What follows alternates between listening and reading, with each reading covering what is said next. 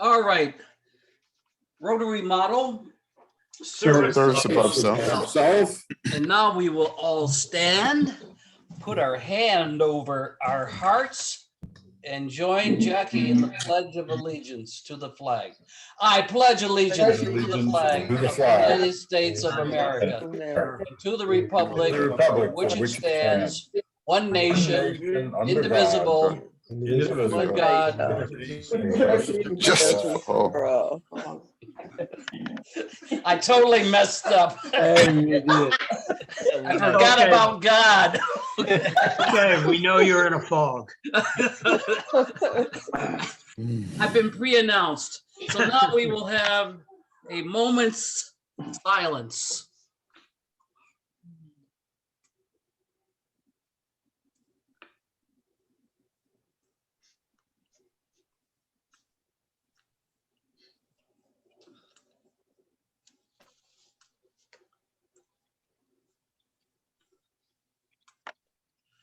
Well, thank you.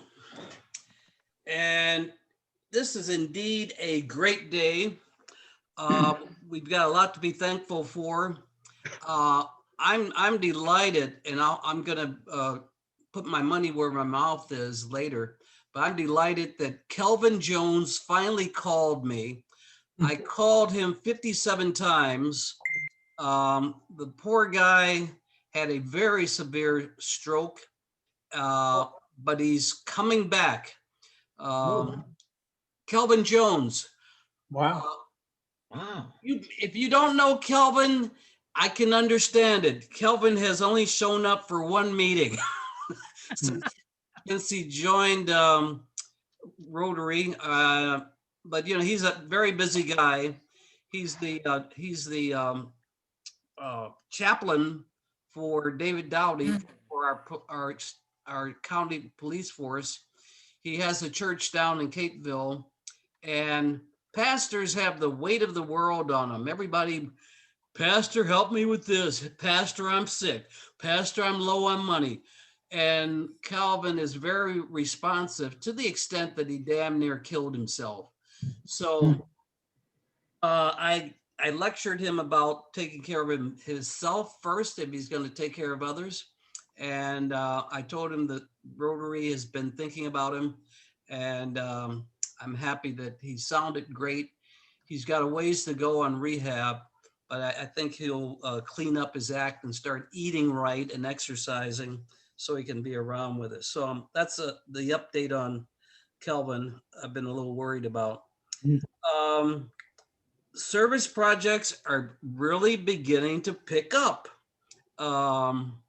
Just earlier this week, I was up at the Eastern Shore Coalition Against Domestic Violence and met with the president-elect at Akahanik. That's Adair Tyler, who is going to head up the project and be standing by for when he gets the project plan put together.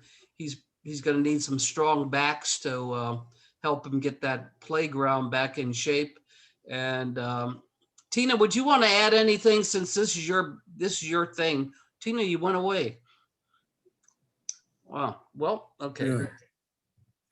In the area of service projects, I'll remind you to mark down April 24th.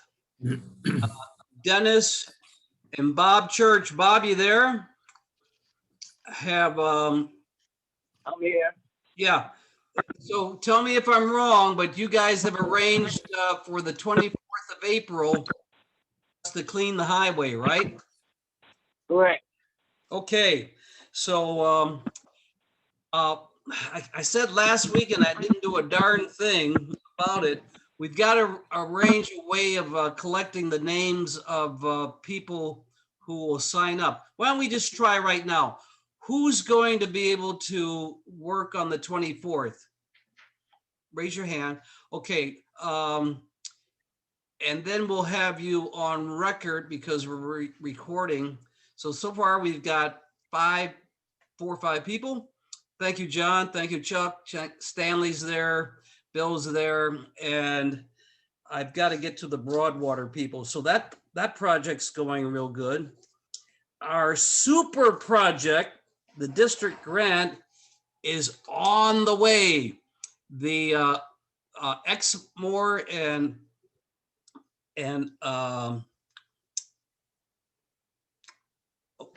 Hancock? thank you, Joan. I just had a complete blank there. Onancock and Exmoor have signed on. So all three clubs have agreed to support the Marianne Smith rehab project. So Chuck and I have our work ahead of us now as we get the that grant documented and make sure that all the T's are crossed and the I's are dotted to get that thing moving. So that's a biggie, and there'll be a lot of opportunity for sweat equity there. So I'm really delighted about that. Hey, Bob, you have any new news on the fire hydrants? Not yet, no. Okay, that's okay. We just want to keep it alive. Chuck, you want to say anything about the cemetery? No real updates other than they just seem to be picking a day and showing up out there. I don't have a schedule for what they're working, but they're making good progress. I mean, it's all cleared. I don't know if anybody's ridden by there, but they've really done a great job. And it's only the two people that I see working on it. Well, stay with that. Now, Clara did mention to me, and I want to talk to her, that there is a similar cemetery up on Cobb, what is that? Cobb Island Road or something. Top Bacon Island, I think. Yeah, and it's somewhere along that road, and I've ridden by there several times now, and I've looked for it, and I can't find it. So it must be way back in the woods somewhere. So I want to catch up with her because she suggested that maybe you as a club can start there at that cemetery. So it's a similar thing, supposedly Civil War veterans. I think primarily African-American people that fought for the Union, but it's a cemetery that's fallen into disrepair, and it was very similar to what was seen over there on Sunrise Road. So I'll keep trying to touch base with Clara and see if maybe she can point out that cemetery on a road map or something where I can find it. Okay, well, stay with it. Let's see what else. Oh, Can I ask a question before you move on? oh yes. What is the status of the Cape Charles Cemetery on Old Cape Charles Road? I have not really taken a look at it, but I pass it around when I go to 13 on Old Cape Charles Road. Tom, that's yours. Tom, you're on mute. Tom, is Right there? now, I've been taking care of the best I can. We're still trying to get a new board, but we're in the process of cleaning up the monuments, trying to fix the roads. And then of course, those other cemeteries that you are talking about, like on Sunnyside Road, that was the old First African Baptist Church. Comes at the end, you can't see it till you get right on top of it, and all the other ones. So should you want to know where the cemetery, just let me know. I can let you eyeball them personally. Just let me know in time, and I'll show you where they are. Okay, well, the one I'm interested in is supposedly on Cobb Island. Sunnyside? No, not Sunnyside. I think it's the east-west road north of Sunnyside. On 600? It's Yeah, on 600? I'd have to bring the road map up. I think it's Cobb Island Road or whatever. It's not Cobb Island. It's another. But I know we're talking about Cobb Station. Yes, Cobb. That's it. Cobb Station Road. Yeah. So the lady told me that the cemetery was on the corner of Route It is. 13. Okay, No, well, wait a I minute. looked and I No, couldn't find it. No, it's on the corner of 600, coming off of 13. All right, 613. Yeah. All right, well, I'm gonna ride by No, there wait, again. no, this hold- afternoon. wait a minute. That's not right. It's not 613, it's 600 at that corner. I can't think of the intersection of that road right offhand. But I do know where it is. Cobb Station has another name too, where you turn right off of 13, then go east. Okay, well, let's do this. I'll let you have a chance after the meeting to look at a map online, a Google map. And maybe you can take a screenshot of it and use Paint Shop, to put a circle around. Chuck, you don't know Yeah. what you're asking. Okay, all right. We'll figure it out. Well, Mehdi, Okay. does that help you some, Mehdi, on an update on the, Yeah, well, that kind of got me interested in looking at the cemetery in Cape Charles then. okay. So Tom's our cemetery expert. Just don't ask him to take screenshots. Yeah, I'll show you where it is. I just left a cemetery a few minutes ago. I know you did. Yeah. Now, Joan has a project she wants to talk about. I was wondering if anyone would be interested in working on collecting older cell phones, phones that people have put aside because they've gotten an upgrade, a new one, and don't know what to do with it. If we could collect them and make sure that they at least take a charge, we could donate them to the Eastern Shore Coalition Against Domestic Violence. They can use the cell phones, even if they don't have service, to give them to their clients, and the clients can use them to call 911. The phones will work calling 911, and they would love to accept any cell phones that people aren't using anymore. And pass the word around. I actually happen to have one. I have a couple. Yeah, I think we all do, and it's a matter of working with Joan to get this project off the ground. So this is an official project, Joan, and now we need to, get the people to work with you. So we'll put that on the list, and Joan can't do it all by herself. So we'll call this the cell phone project. Okay, if anyone has any, you can just send me an email or text me and tell me how I can get them from you. And if there's anyone who wants to work with me on this as another contact point, that'd be great. Thank you, Joan. The board agreed over the weekend that we would support our teachers at the middle school and high school during National Teacher Appreciation Week, which is the week of May 3rd. And what we're going to do is buy breakfast for the teachers one morning. So we get a lot of goodwill. It's only a couple of $100. I think Paul will be able to print the money up if we don't have it. But I think those are the kinds of things we always want to keep on the lookout to do. So you ought to know how your money is being spent. So let's see, what else do we have?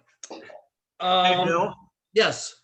I have a map of Route 13 and Cobb Station Road up on my screen.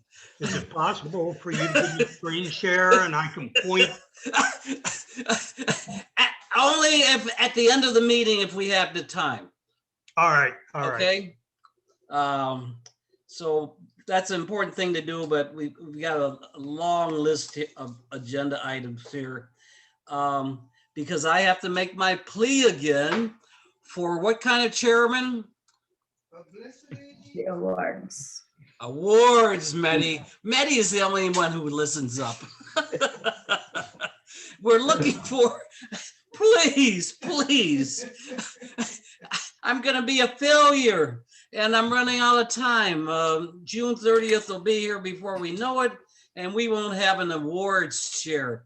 And it'll all be on Chuck to get an awards chair. So don't do that to Chuck. So be thinking about it, folks. By the way, I'm happy to announce that we have set a record today. There are 22 people on this meeting. Can you believe that? Right. Somebody wants to say something.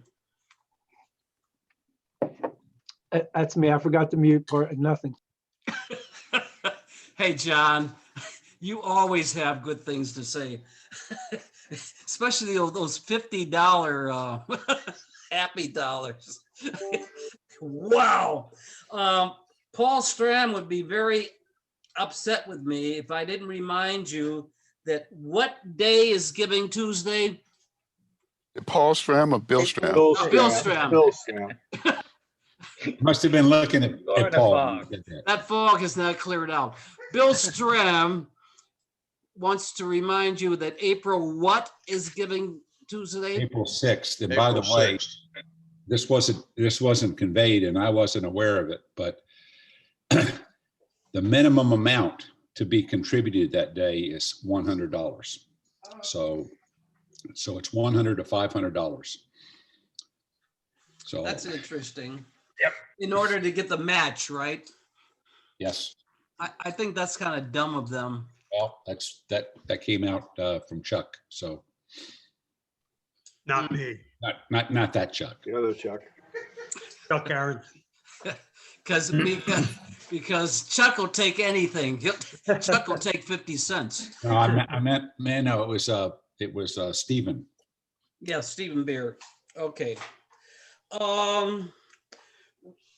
Okay, we got two updates. They're very important. Who wants to go first, Randy or Paul? Paul, you want to give us a quick COVID update? Right. As many of you know, I send out a little kind of look at things weekly for the areas around here, and I was hoping to give a positive report this week because you know our vaccination program, both statewide and nationally, is going very well. But nationally, the number of cases, as is pretty prominent in the news, is going up again. And in Virginia, it's also going up, as it is in our county. And I'd hoped that the good news I'd hoped to be able to share is that, well, cases might be going up, but the older population has a high vaccination rate. So surely the death rate won't go up. Some national experts have said that. It's not likely to go up. But unfortunately, in Virginia, if you look at the death rate graph on the Department of Public Health website, it's going up again too. In our county, we had a big increase in cases. I think there's 16 cases new cases this past week, and in Cape Charles there's 6, which is, you know, as bad as it was in early February. And so we are not out of the woods. This is not over. You've got to keep taking it seriously. Wear your masks when you're out in public, etc. Thanks, Paul. Any question or comment for Paul? Okay. Randy. Okay. The raffle program is progressing. The tickets are going to be delivered to all the members by the end of the second week of April. That's going to be done by either Stan Plowden, Al Pascal, or Mike Wosda. And by the way, if you have a cell phone that you want to make available to Joan, when your tickets are delivered to you, you could turn your cell phones over to those 3 gentlemen, and that would make it a lot easier to get them back to Joan just going to be a contact Yeah. that, that's going to take place. So you can keep that in mind. We do have something scheduled on the 17th. That's a Saturday. That is supposed to be the Cape Charles townwide yard sale. And we're going to have a table set up so we can sell some tickets. We'll get the golf cart there, Bill Payne. And we need some more volunteers. I think Regina, you volunteered, raise your hand last time, and Bill Payne. Yep. I'll be there. I don't think you have to be there all day. I haven't really worked out a schedule, but anybody that's available, let me know, and then I'll get back to you to try to schedule maybe 2 or 3 hours at a pop to be there. I think it's going to go from 10 o'clock to maybe 4 o'clock. Strawberry, that is the same location where we held the other raffle, is it not? Yeah. Yes. So I'll make sure that I don't go to the wrong place. Other than that, things are moving. We've got a banner design. I haven't seen it yet, but Jim Rich is working on it. I know that Andy Buckholz has put it together. I just haven't seen it. He's also making some stick-on posters that'll let us modify some of the signs that were made a while back, probably related to either chowder sales or crab cake sales. So we're in good shape there. I do need a couple of volunteers to help me paper Cape Charles. And what that means is we're going to have 8.5 by 11 little sheets of paper announcing the raffle. We go through all the merchants we can find and get permission to just stick one of these things in the window. And I like to do that probably the last week in April. Again, I think it's a couple of hours of time, maybe only an hour of time. If we get enough people, we'll split the things up and we'll get that done. Mike is going to try and work something out with the campgrounds. Nothing solid there yet. I will contact Food Line when the time comes. Hopefully we'll be able to set up in front of Food Line. Randy, don't ask. We will just show up. Well, I'd rather do it with a little awareness of what was going on, but we're going to do it one way or the other. As Bill points out, we'll set up in front of the liquor store if Food Line won't work with us. But that's where we are. I think we're in pretty good shape. We just got to get the ticket sales going, at the individual member level, and then see if we can add on a little bit with these other activities. Okay, it's time to start sharing Randy's enthusiasm for this project. Bill, There's one more thing. Any of you that has given the Rotary a post office box as your mailing address, the 3 men who are going to be delivering tickets are going to need your 911 address so they know how to find you. I'm not going to put that in the Rotary record in any way. They're just going to have it so they can find you to deliver your tickets. So if you just send me an email, if that applies to you, let me know what your 911 address is and we'll be good to go. Otherwise, they're just going to wind up probably calling you to find out later on anyway. So that's where we are. And you'll still have to sell your 20 tickets. I may add the number of tickets if I don't hear from you. Yeah, but hey. Possibility. Okay, that's good. Thanks. I see. Andy, all the members may not have your email address, so you may want to put out just a real quick email to all. Okay, I would hope so. Everybody has it, but okay, I can do that. Related to that, the buddy list has been updated and everyone was sent their buddy list, and hopefully the correct email addresses are in that buddy list. Yeah, true. Some of us never read our emails, least alone check Dropbox. Drop what? It's on all the quarterly invoices too, so. Yeah, so there's no getting away from it. Dot, welcome. We're still doing a little Rotary business, and we will introduce you in about 5 minutes. So we'll have just enjoy this meeting as we wrap up the business portion. Welcome. That's great. Thank you. I I think we ought to wrap up since we've got happy dollars to go. But one more thing. This year, you will be able to go to the Rotary International Convention, which is June 12th, and you'll be able to enjoy what Bill Stram and Stanley and I enjoyed the last few years, but not in person. It's going to be virtual, but I really think this is an opportunity. So start thinking about what you're going to be doing the week of June 12th through 16th. And you can tune in and tune out, but you'll get a sense of what's going on globally with Rotary. So with that said, Diane, what time is it? It is happy dollars time. Happy dollars, happy dollars. And if you aren't happy today with that sunshine, I don't know what. And I'm gonna just kick it off because I was delighted to talk to my good friend Kelvin Jones.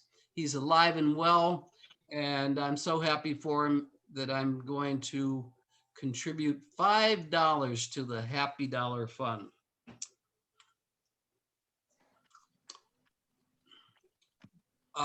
Did the system die?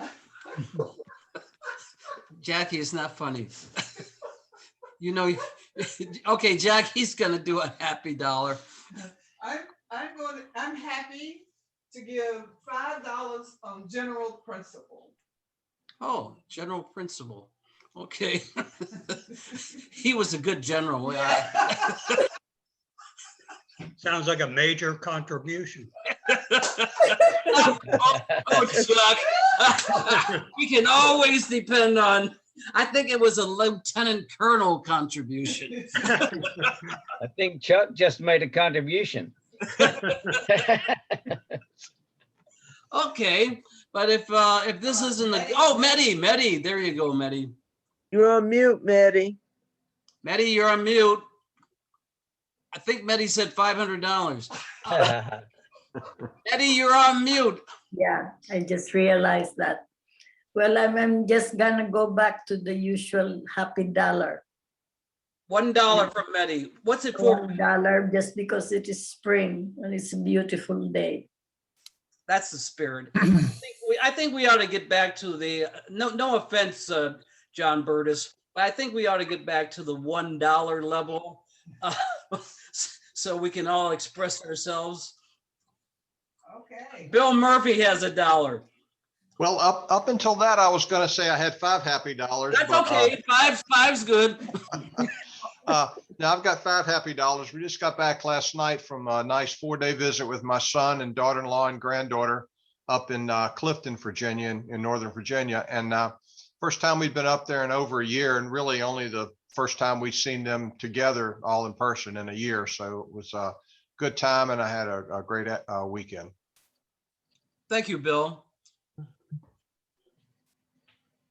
Okay, you want me to give like 500 or 1,000? What are you asking me to do? Is that a challenge or $1? John, $1 will do. I really want to give a little more, and I'll tell you why. I've got $5 for Chuck Chapman, who is my contractor carpenter who just recovered from COVID. And if you may recall, some of you know, his dad died of COVID about 4 months ago. He still has some after effects. I didn't know about Kelvin Jones. I'm happy to hear he's recovering. I didn't know that he had an issue. So thank you for that report, Bill.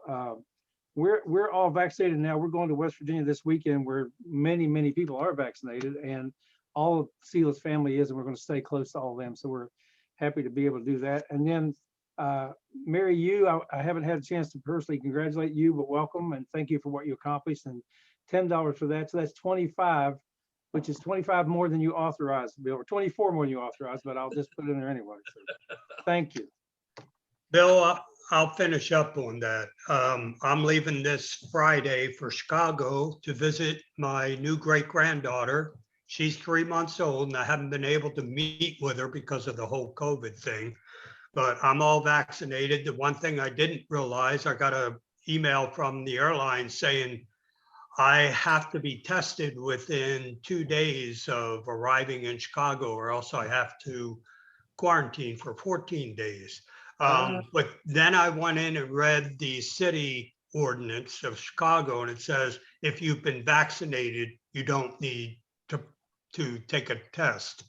So I'm hoping that is the case because I'm getting ready to go and I don't see any point in getting tested if I'm vaccinated. All right, Chuck, thank you. $5. $5. Okay, well, and are we wrapping up? Okay, as Chuck said, we'll wrap up with Chuck and we'll bring Dot Field on. Dot, some of you will remember, Dot tried her best to get her internet system working about a month ago, and it just wouldn't come through on her, but we're going to try again. Dot is with the Virginia Department of Conservation and Recreation. In fact, she's got her screen up. And Dot, you might say a few words about yourself before you start, because we're all friends here. We're all on the Eastern Shore. We all want to know one another. So tell us a bit about yourself before you share your presentation. Okay, I will be glad to do that. And everybody can hear me, I'm assuming? Yes. You're good. Okay, wonderful. Yeah, so as Bill mentioned, I'm Dot Field, and I am the Eastern Shore Region Steward for the Virginia Department of Conservation and Recreation, Division of Natural Heritage. So, big, long title that primarily means that I'm responsible for the ecological management of the 9 state natural areas on the Eastern Shore, as well as a few other duties. I'm also the research coordinator for the state of Virginia for the Virginia Natural Heritage Program. And I've lived on the shore for about 20 years now. I did my master's thesis on Hog Island, one of the barrier islands here. So I, in addition to having lived here for 20 years, spent a lot of time before that playing out here, both on the mainland and on the barrier islands. And before coming here, I was an instructor of biology at Virginia Commonwealth University. And I came to the Eastern Shore because of a romantic interest. I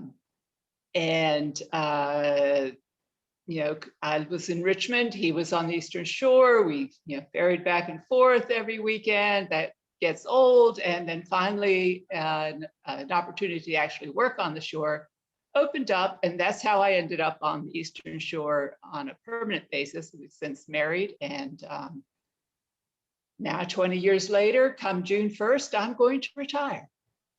So, yeah.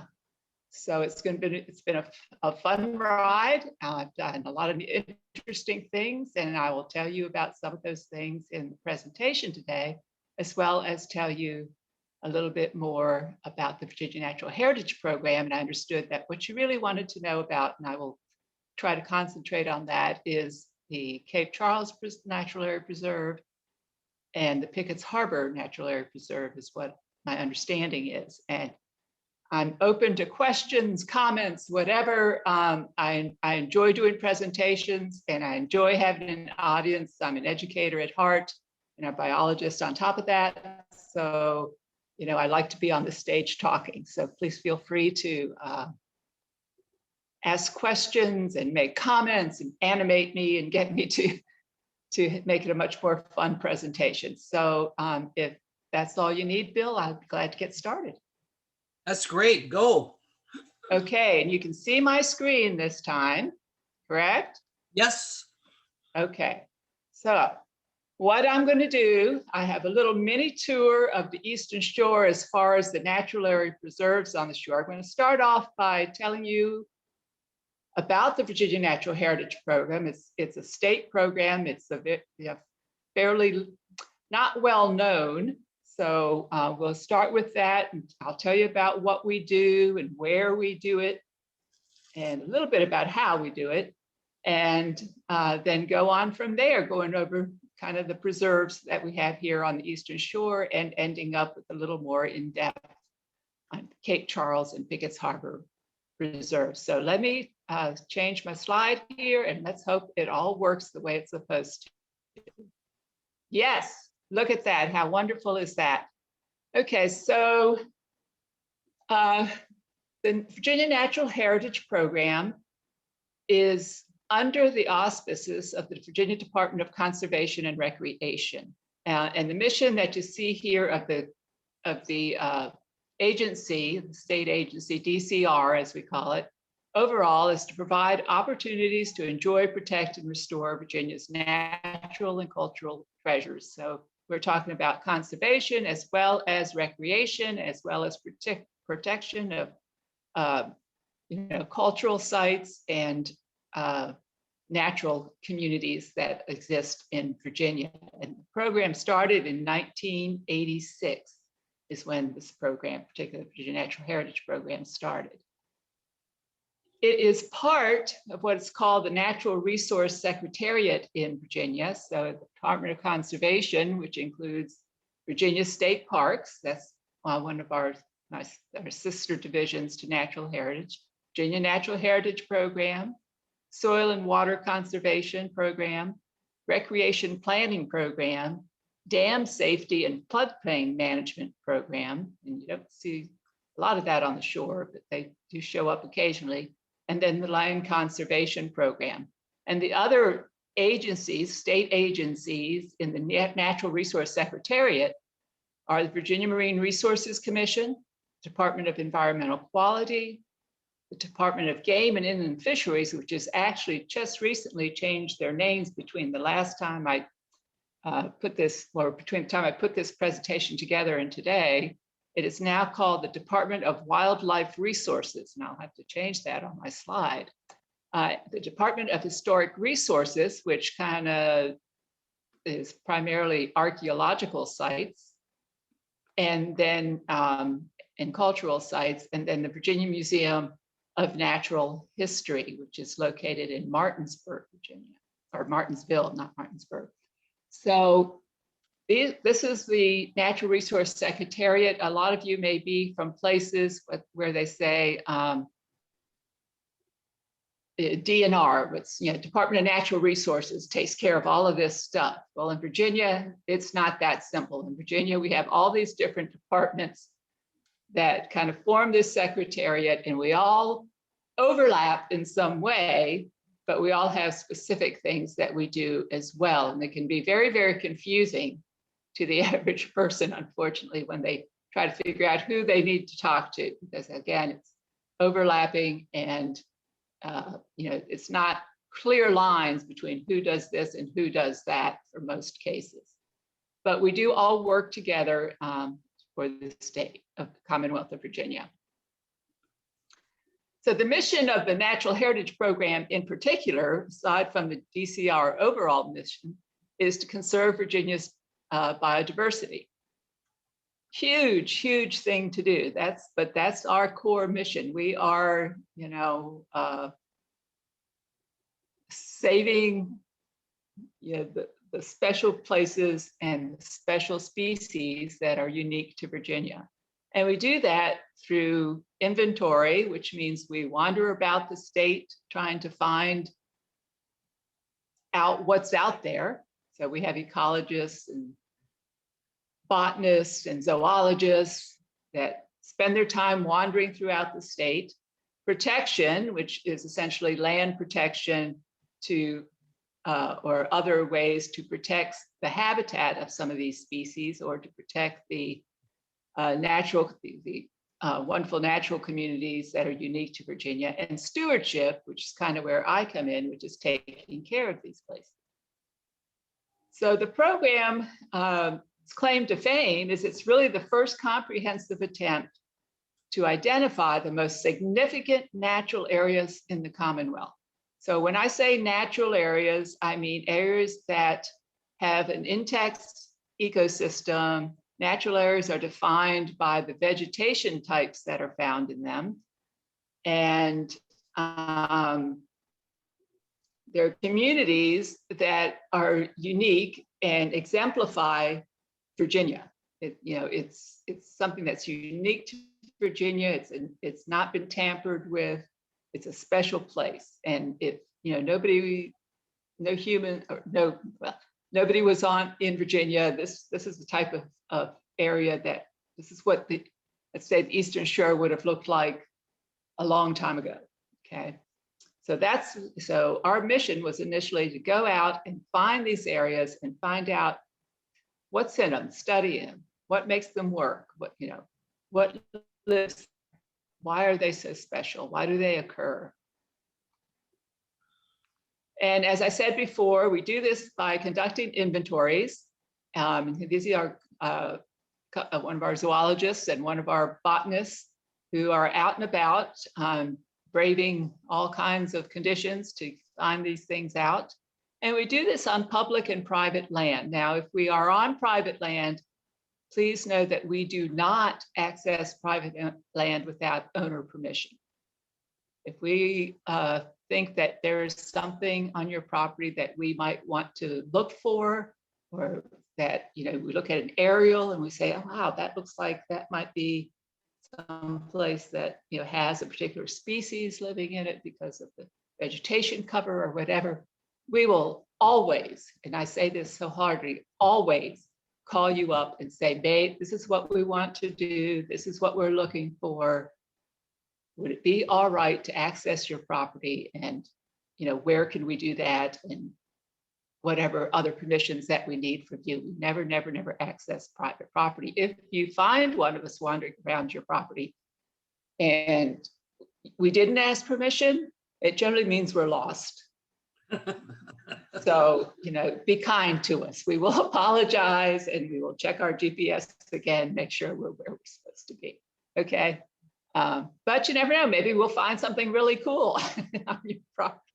But we're not doing it to restrict anybody in the future or anything like this. We're just curious. We want to know what's out there in the state of Virginia. And some of the very special places in the Commonwealth are privately owned. And that's where those special things exist. And if the landowner is willing and amenable, we will work with them in any way we can to help protect those particular areas or species that are on the property, working with the landowner at all times.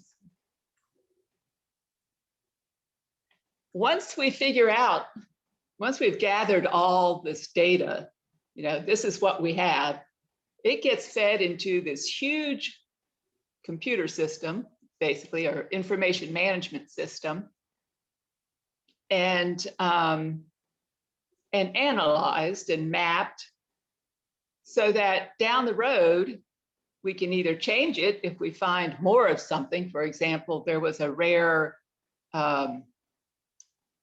damselfly that occurred in Northampton County, and we knew where it was in Northampton County, and we thought, oh, that's on our rare species list. We have to put that on because we've never seen that in Northampton County before, or even in Virginia before, very often. And so you put it on your list. Well, it may turn out that, as it did in this case, that 10 years later, as people have wandered around the state more and more, we find more and more of these things. And boom, all of a sudden we realize there's a whole lot of them out there. We just never looked in the right place. So they get off the list. Okay, so this is an ongoing moving system of information. And through that system, we apply routinely, every couple of years, we go through and we apply what are called rarity ranks. So G ranks for global rarity, and S ranks for state rarity, Virginia in particular. And so that helps us to understand whether populations are declining or increasing or staying steady, or what they're doing. And again, this is ever changing. And we use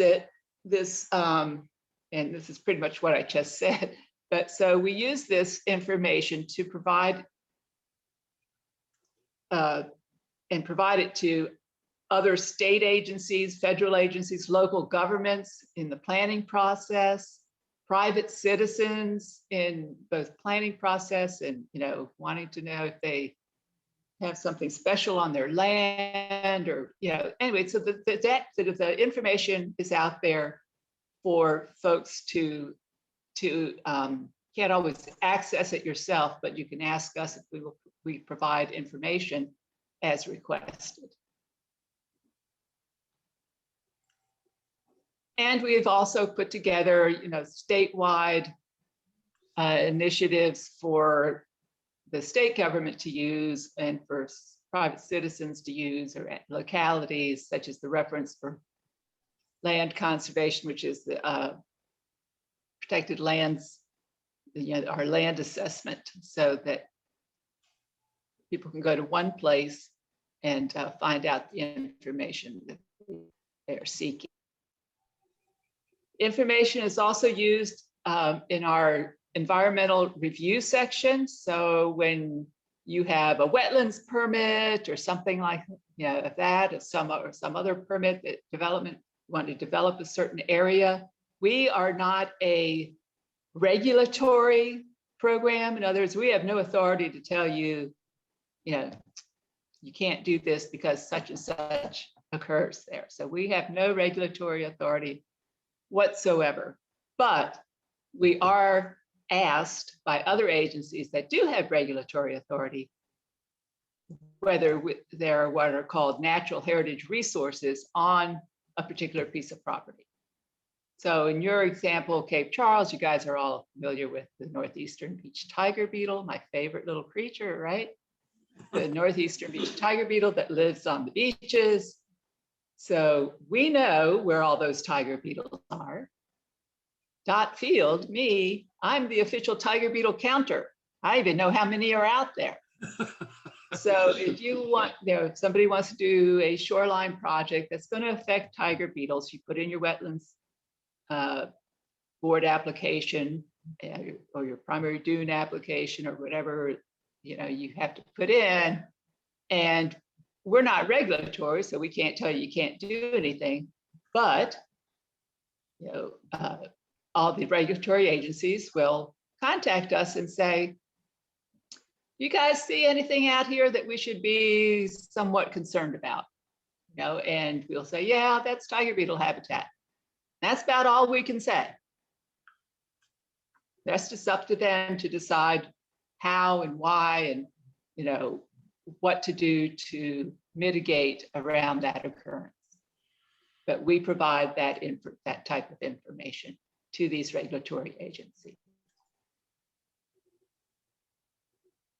And of course, people who are in the business of doing permitting and local governments and all can subscribe to our database and get that information, or general locations. We very rarely give out specific locations, but we'll give out general locations of where certain things occur, or if they need a specialized map, or they want to know more about it, this particular community or particular species. We have fact sheets we can give out, and the public can get those as well, and the public can get rare species lists, all from our websites, all digital, and you can download those particular things.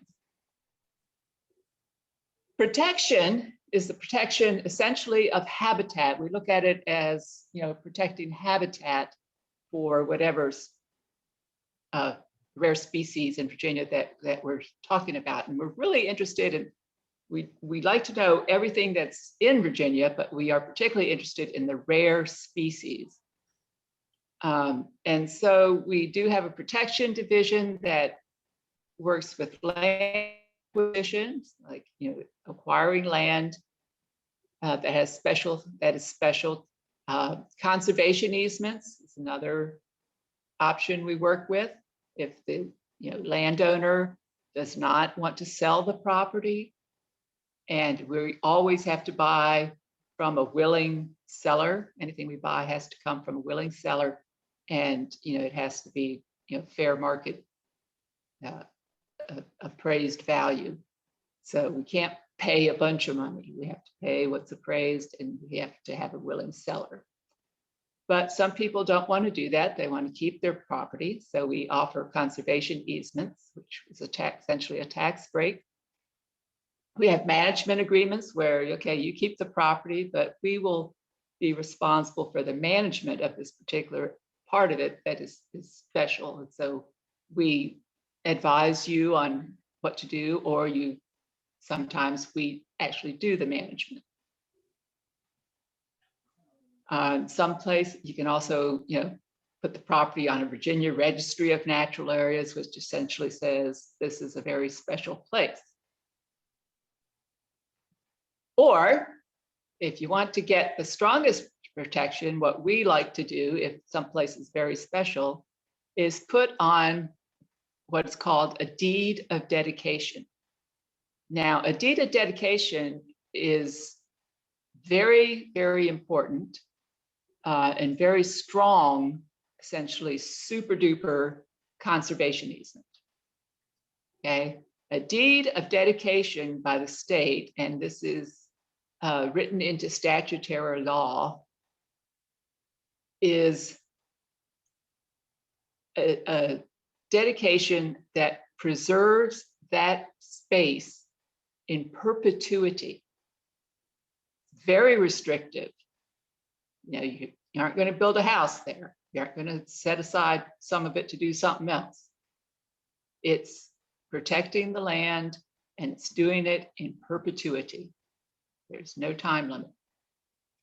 Once, if there is a deed of dedication on a property, that's when it gets put into the natural area preserve system. So that's what those natural area preserves are all about. They are highly protected, very, very special, very valuable ecologically areas, and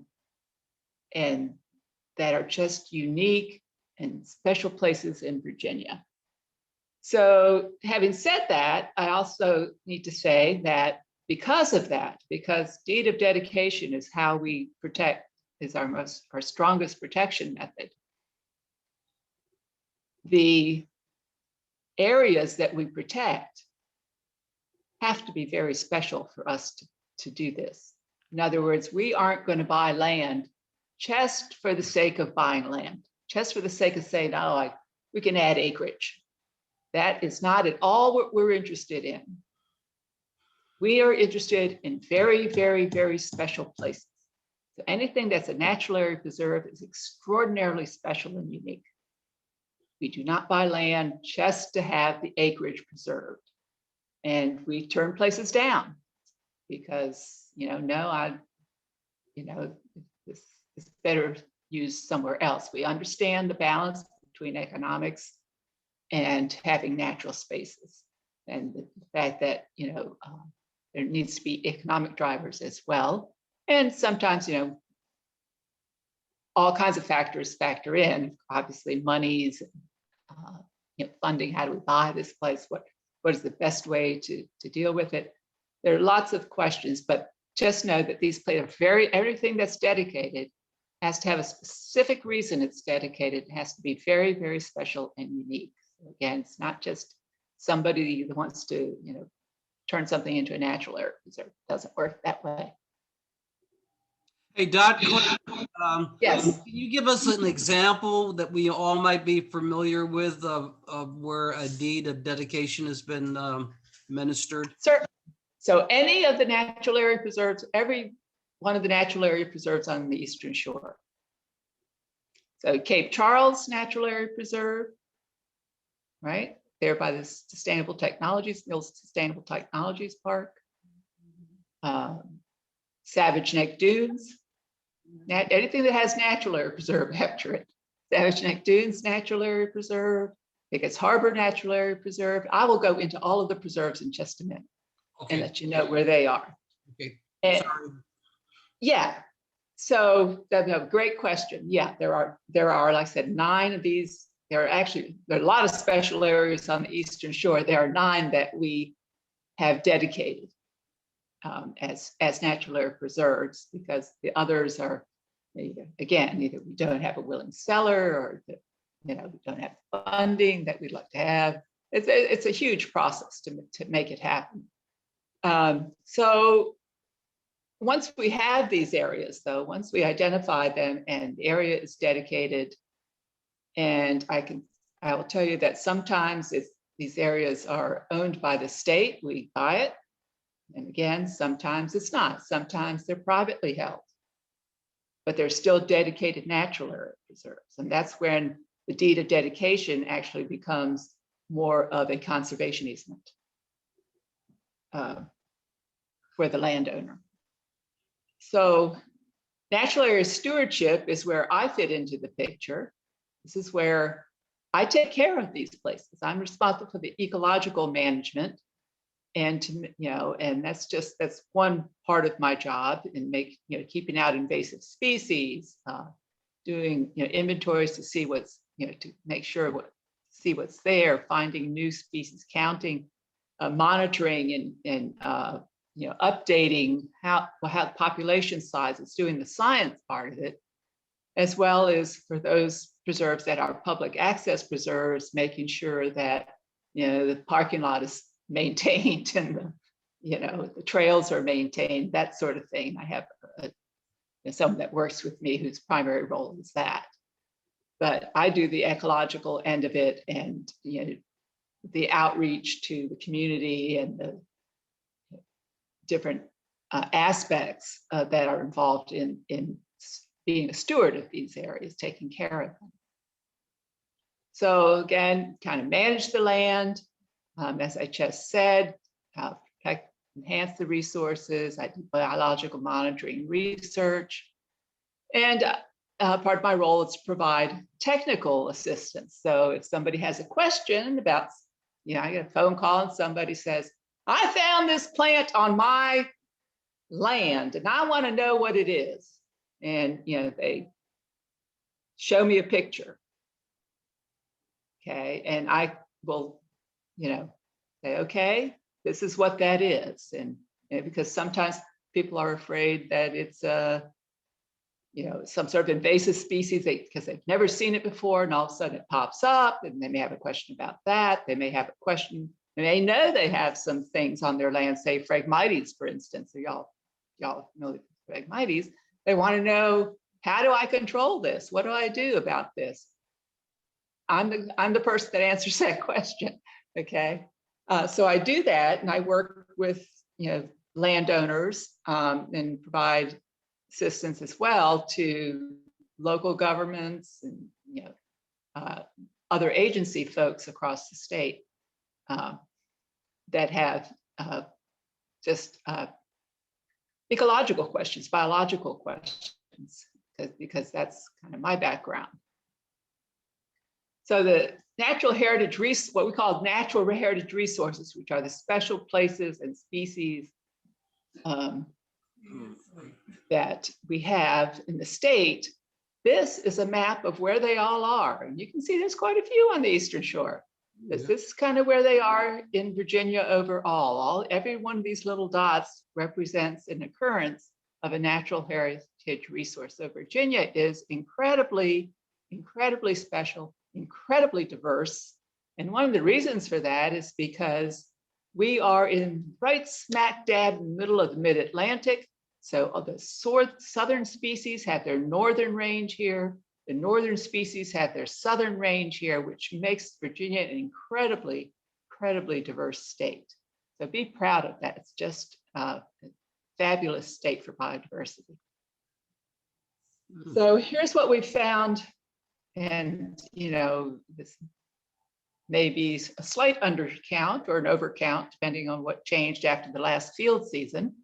But we have documented 4,478 rare animal populations, 796 natural communities, 3,900 rare plant populations. And another thing that we do is caves. And there are 231 cave locations in Virginia. Incredible stuff. So that's what this map kind of represents. our ecologists, as I said, natural areas or natural communities are defined by the vegetation, have also done over 4,500 what are called vegetation plots, where they go into a place and pick an area and document all the vegetation within that area. And then that way they can come back, 5 years later, or 10 years later, or whatever, and see how it's changed or if it's changed. And that gives us an idea of the community types that are in Virginia. And we take all this information, and that's where we decide, where are those special areas? Where are the special areas that we would love to protect as natural area preserves? That's how we know, because we're on the ground and we look at them. We also look at aerials. We do, all the things we're supposed to do, look at the historical records of what was there back in the day. We do a lot of research behind what we do, but we do ground truth. We are on the ground, we know what's there. And that's when we say, boy, I would like to, it would be really nice if this particular really, really, really special place was protected. How can we do that? I wonder if there's a mechanism, a landowner who's willing to work with us. Do we have the money? All these factors. And we prioritize them because obviously if you're looking at across the whole state, you have to have some prioritization order with the limited funds that we have to do this sort of thing. So right now we are up to 65 state natural area preserves in the natural area preserve system. And again, this preserve system was set up by statute to do exactly this. So Eastern Shore, as I said, currently has 9 natural area reserves. And here they are. It's kind of a generalized map of them. Marks and Jack's Islands Natural Area Preserve, which is a marsh, a couple of fairly large marsh islands up in Accomack County on the Chesapeake Bay. Parker's Marsh Natural Area Preserve, again on the bay side at Marsh Island. Savage Neck Dunes on the bay side, which many of you have probably visited in the past. Cape Charles Natural Area Preserve, which I just mentioned. Pickett's Harbor Natural Area Preserve. Mutton Hunk Fen up in Accomack County on the seaside. Paramore Island Natural Area Preserve. Wreck Island to the Barrier Island Natural Area Preserves, and Mogothie Bay Natural Area Preserve down at the southern tip. And I imagine that some of you have visited some of these areas. So on the shore, that's a total of 10,572 acres that are under natural area protection.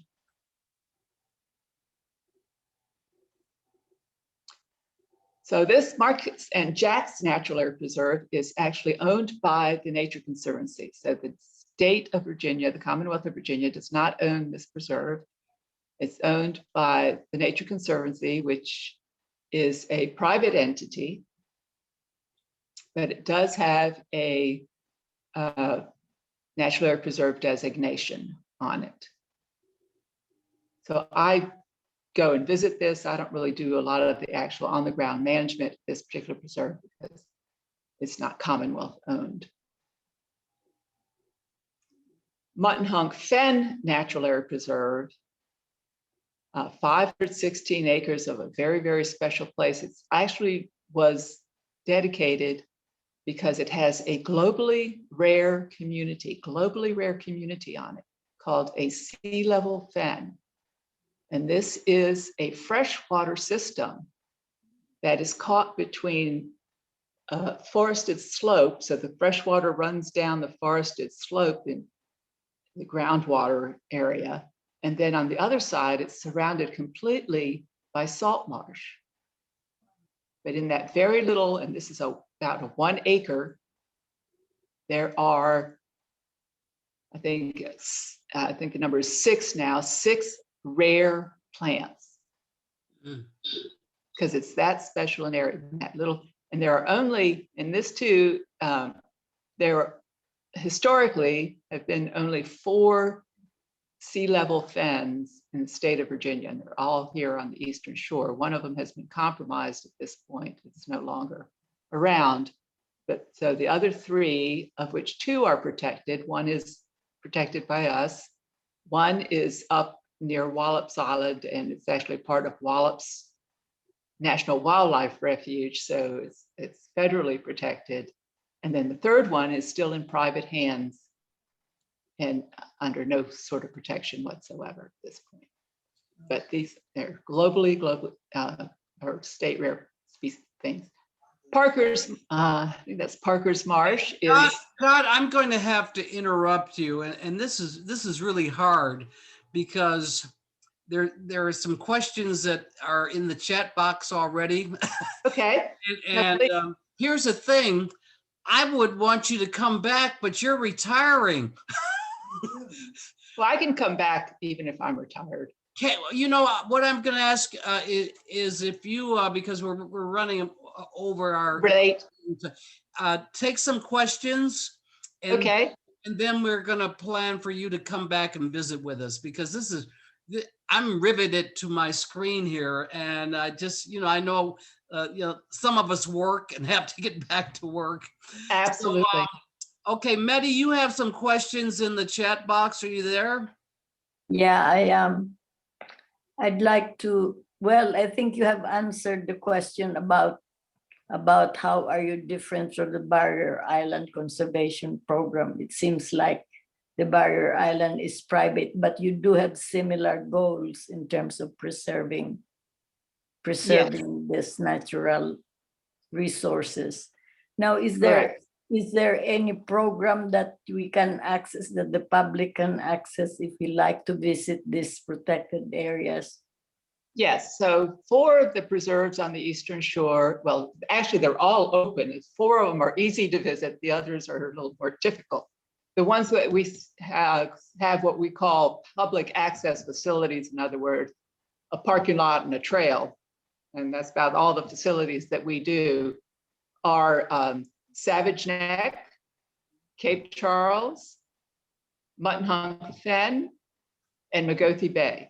So 3 of them are actually in Northampton County that you can go and visit and have a parking lot and a trail system to enjoy.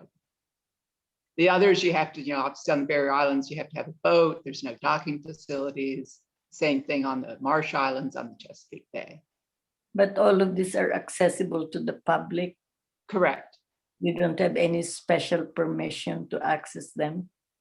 Not unless you're going to do something commercial, or you're going, you need to do a field trip with a group or something, then I need to be contacted. But if you personally want to go visit, no. That's wonderful. Yeah, it's taxpayer dollars for the most part. You have to see what you're protecting. It's kind of how we look at it. We do ask that you be gentle. Any other questions for Dot? Bill, I have a question. Okay, Jackie has a question, Dot. Okay. I want to know what the tiger beetle's contribution is to the environment. That's a good question. The tiger beetle is essentially a cleanup machine. Okay, it catches things live, but it also cleans up. So it'll clean up any of the dead fish that get, end up on your beach, or dead whatevers.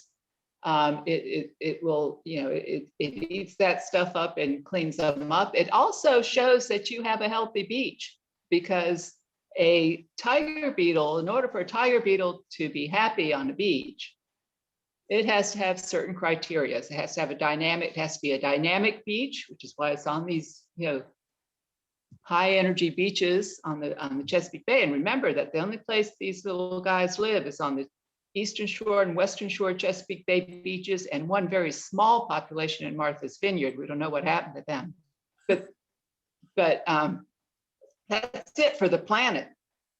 Wow. For the entire planet. And they do a lot of cleanup. They can be food for their larvae, maybe can be food for birds and all. It's very hard to catch an adult beetle, but their larvae are in the sand for 2 years before they become adults. So that's why there's always the issue of piling sand on or doing this because the larvae can't get up out of their burrows to feed. So there's, they're very important. If you have a tiger beetle beach, you have a healthy, ecologically healthy beach that's working the way it should, because they like a broad beach with lots of energy and very little. They actually don't like a lot of vegetation because they live right in the intertidal zone for the most part. Okay, That well, thank you, Dot. That we definitely are going to have a dot field point two, because this is just tremendous, and we will arrange that, and hopefully we can do it sooner. I don't think we can do it sooner than your retirement, but Well, let me know, and I will be glad to come if I'm around. okay, I'm sure you will. one Yeah, last question. if I'm not wandering the world somewhere, I would be glad to come back and do that. And I'm sorry I went over a little. No apologies. I mean, you were such an asset, and we do appreciate it. So, Sure. With that said, and thanks again, Dot. Yep. Diane. Okay, well, we're gonna have to do it without Diane. It looks like we lost. So, but she's not bringing up the screen. Ah, here it There is. it is. Okay, with regard to what we think, say, and do, is it the truth? 2, is it fair to all concerned? 3, will it build good better friendships? 4, will it be beneficial to all concerned? And Stanley, And will we have some fun? there you go. Now, it's not all over. Medi is going to Yeah. have a meeting. Please remain those that are members of the site committee. But even if you're not, you can listen in.